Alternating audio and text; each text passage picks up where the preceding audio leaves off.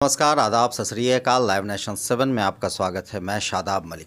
अगर अभी तक आप लोगों ने हमारे चैनल को सब्सक्राइब नहीं किया है तो ज़रूर कर लें। कांग्रेस को पीछे छोड़ते हुए चिराग पासवान की पार्टी यानी लोजपा रामविलास तीसरे स्थान पर रही, दोनों ही जगह पर। तो क्या लगता है कि एक युवा चेहरे के तौर पर अब चिराग पासवान भी अपनी ज़मीन बिहार में बना रहे हैं? देखिए, युवा चेहरे के तौर पर एकमात्र विश्वास अगर किसी नेता के प्रति लोगों ने दिया है तो उसका नाम है तेजस्वी प्रसाद यादव। और तेजस्वी जी न सिर्फ बिहार बल्कि राष्ट्रीय स्तर पर युवाओं के आइकॉन के रूप में उभर कर के आए हैं।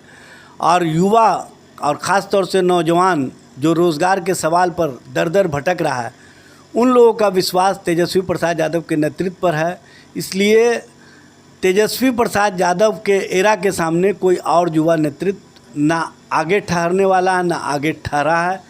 इसलिए इस पर अब और बात करने की आवश्यकता नहीं है। जनता ने विश्वास युवा नेतृत्व में तेजस्वी प्रसाद यादव पर 2020 में किया था और 2021 में उससे ज़्यादा विश्वास किया। एक सवाल इसी से जुड़ा एक और करना चाहेंगे कि चिराग पासवान लगातार आशीर्वाद यात्रा निकाल रहे हैं, लगातार बिहार में वो गांव-गांव घूमने की कोशिश कर रहे हैं, शहर-शहर घूम रहे हैं।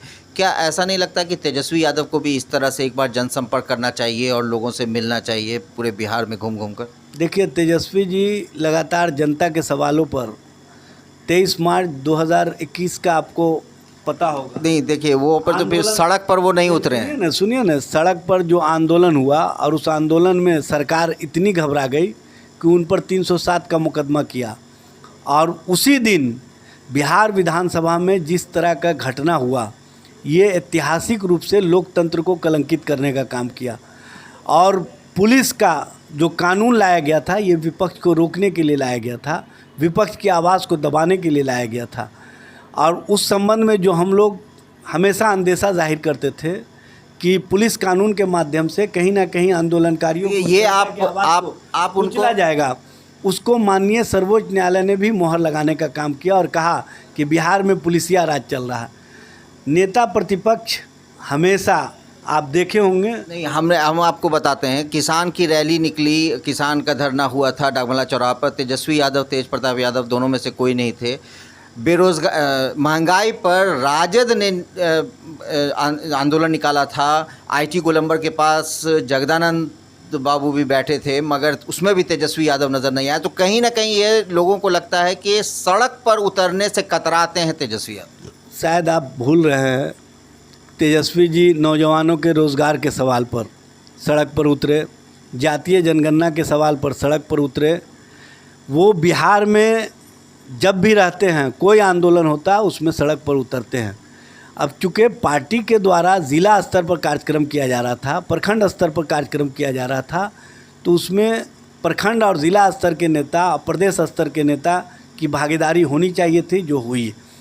राष्ट्रीय स्तर से या प्रदेश स्तर से जो भी कार्यक्रम निर्धारित होता है उसमें तेजस्वी जी अवश्य शामिल होते हैं। मगर ये दोनों जो था किसान आंदोलन और फिर राजद का बेरोजगारी वाला, ये दोनों राजद और महागठबंधन उसमें शामिल था। राजद के द्वारा जो बेरोजगारी के मुद्दे पर आंदोलन हुआ 23 मार्च 2021 को, उसमें तेजस्वी जी स्वयं शामिल थे।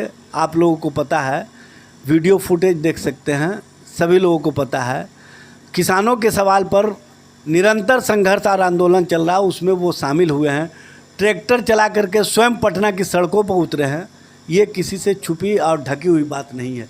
इसलिए किसान, नौजवान और जातीय जनगणना और जो समाज में नफ़रत का माहौल है, उसके खिलाफ राष्ट्रीय जनता दल का संकल्प है कि हम इसके खिलाफ सड़क से लेकर के सदन तक आंदोलन करने का काम करेंगे।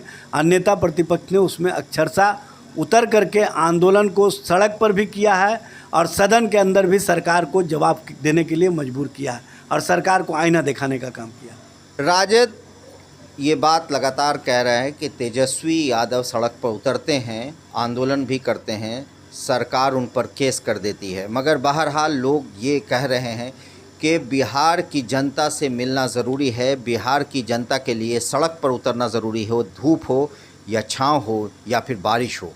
विपक्ष के नेता हैं, युवा चेहरा हैं तेजस्वी यादव, सड़क पर उतरेंगे तो लोगों के दिल में खुद ब खुद उतर जाएंगे। अब ये तो समय तय करेगा कि क्या कुछ होगा, मगर फ़िलहाल आज के लिए इतना ही।